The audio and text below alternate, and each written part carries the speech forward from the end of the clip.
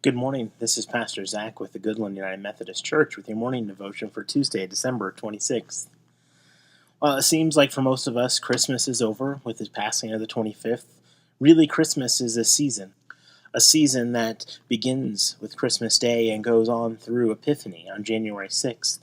So I want to share some more thoughts on the Christmas season for us. I want to share with you today the lyrics from a poem that is also a familiar Christmas song, a poem called Christmas Bells by Henry Wadsworth Longfellow. I heard the bells on Christmas Day, their old familiar carols play, and wild and sweet the words repeat, of peace on earth, goodwill to men. And thought how, as the day had come, the belfries of all Christendom had rolled along the unbroken song of peace on earth, goodwill to men, till ringing, singing on its way, the world revolved from night to day, a voice, a chime, a chant sublime, of peace on earth, goodwill to men. Then from each black, accursed mouth, the cannon thundered in the south, and with the sound the carols drowned, of peace on earth, goodwill to men.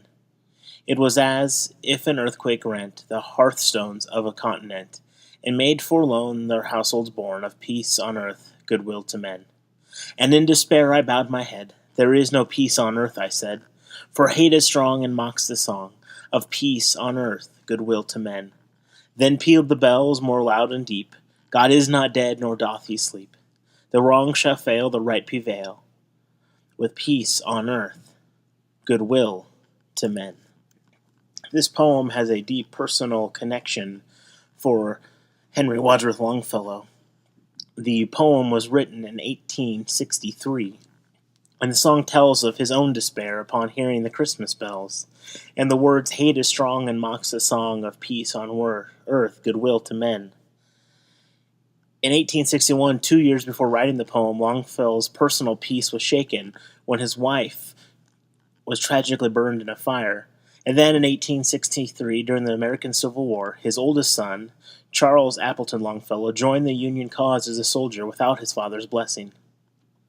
Charles soon got an appointment as a lieutenant, but in November he was severely wounded in the Battle of New Hope Church in Virginia. Charles eventually recovered, but his time as a soldier was finished.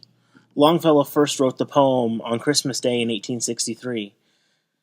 These words remind us of the prevalent darkness that was all around us during history.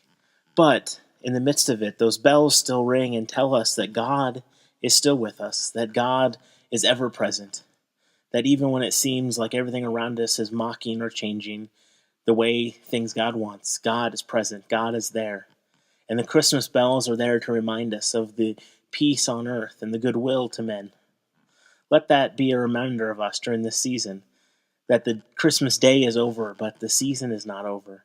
That the bells that ring remind us that God is still present, and that we are to tell the joy of the Christmas story all year round. Have a blessed day.